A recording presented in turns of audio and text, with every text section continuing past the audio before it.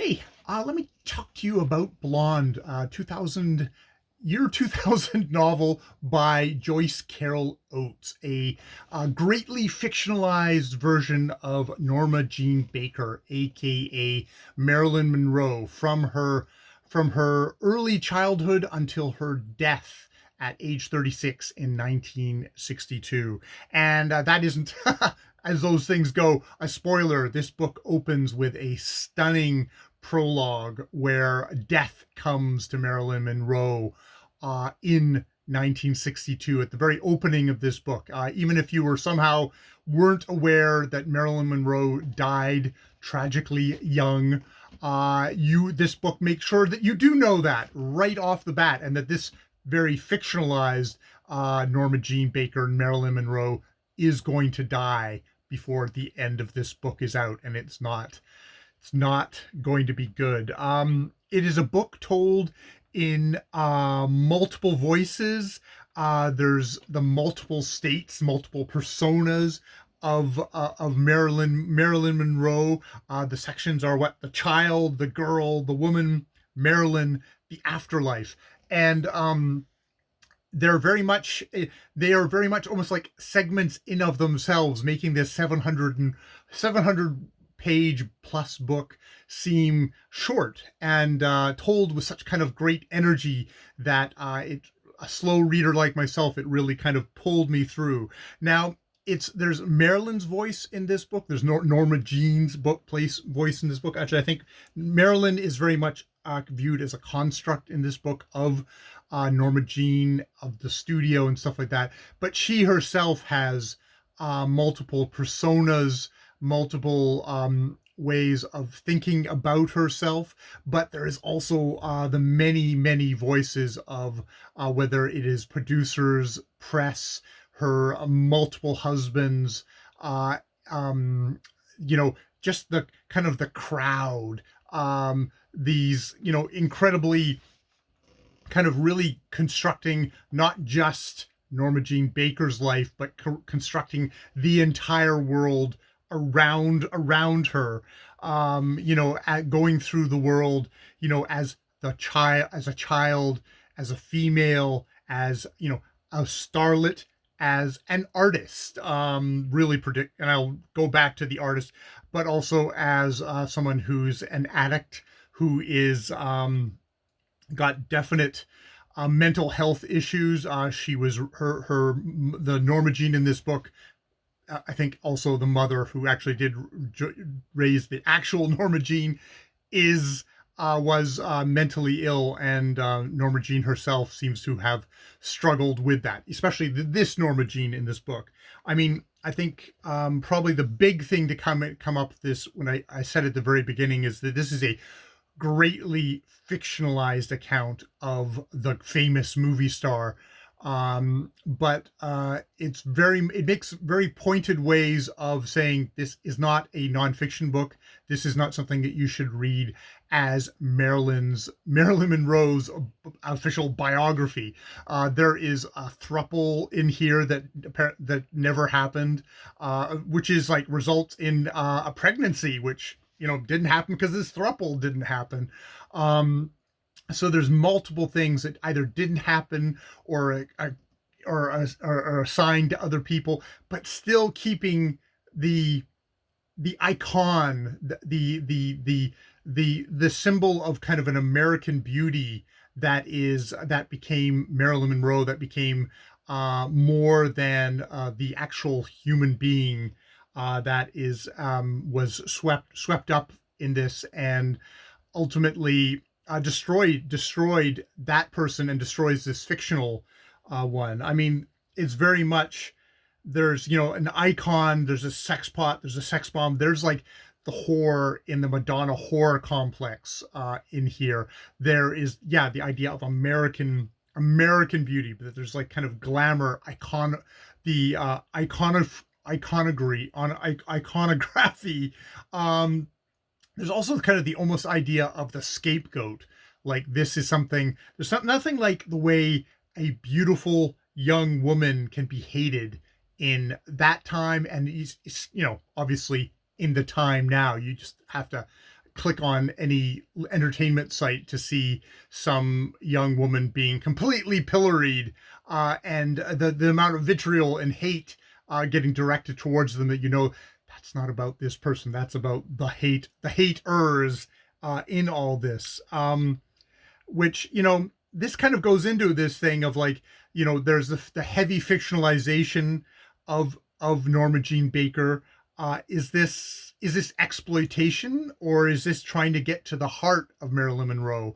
By the end, this book is disgusting. This book is sleazy. It's slimy. It's like, it really makes you feel just how fucking awful at the end. The whole stuff with the Dark Prince, which is obviously it's the president of the time, which was whatever the actual Norma Jean Baker's involvement with Kennedy, the Kennedy brothers.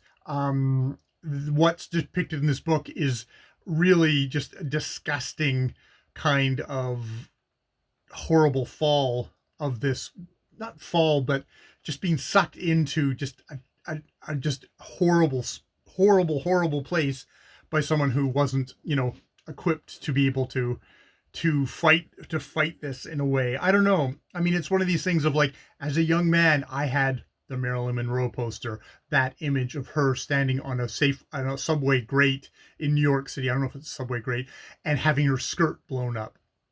It's like an image of beauty. I had that well before I'd ever seen any of her movies. I think I've seen like 5 of her movies, but All About Eve is sort of like a bit part. But then I've seen like four of her movies. So I got to, later in life, I got to like find out behind just the image, just like kind of like a Warholian image of Marilyn Monroe, or the image of her on the subway grate. Like, I got to see her movies and got to see just like how amazing of an actress, of a comedic actress, of an artist she was. And that's the thing about this book, is that I think the strongest impression I come away from this book with is the idea of Norma Jean Baker as an artist, disturbed and super sensitive.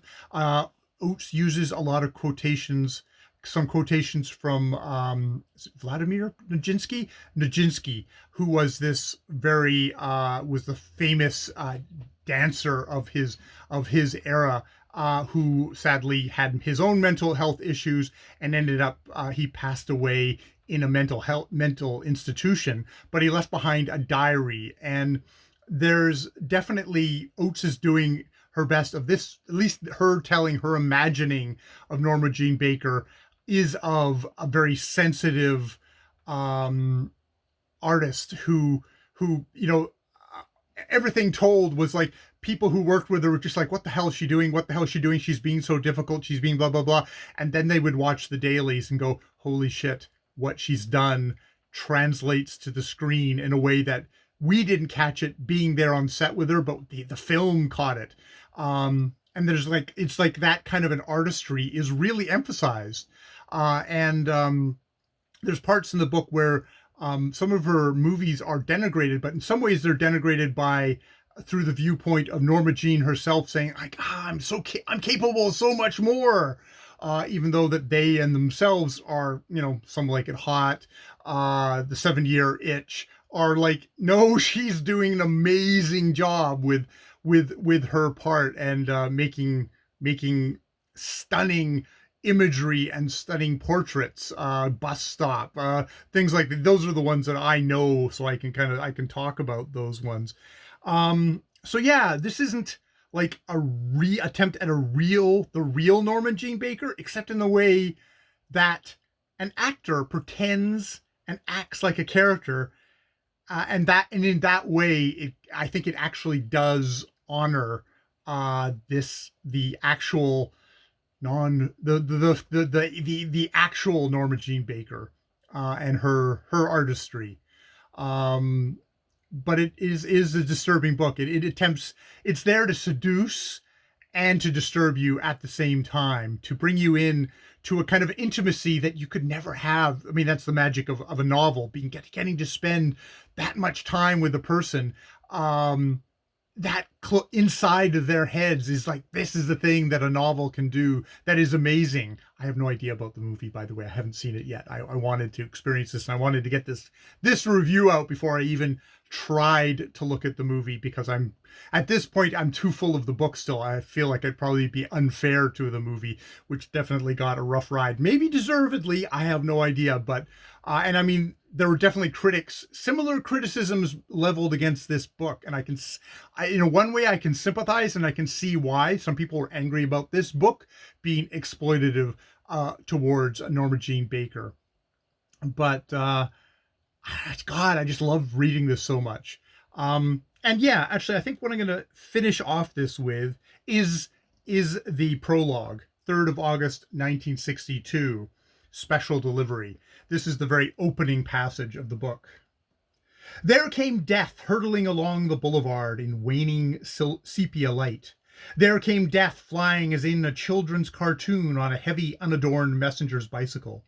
There came death unerring, death not to be dissuaded, death in a hurry, death furiously peddling, death carrying a package marked special delivery, handle with care, in a sturdy wire basket behind his seat. There came death expertly threading his graceless bicycle through traffic at the intersection of Wilshire and La Brea, where, because of street repair, two westbound Wilshire lanes were funneled into one. Death so swift, death thumbing his nose at middle-aged horn honkers, death laughing, "Screw you, buddy," and you, like Bugs Bunny, flying past the gleaming, glittering hulks of expensive new model automobiles.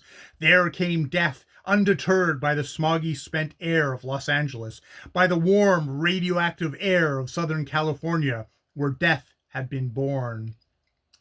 And then in italics, yes, I saw death. I dreamt of death the night before, many nights before. I was not afraid.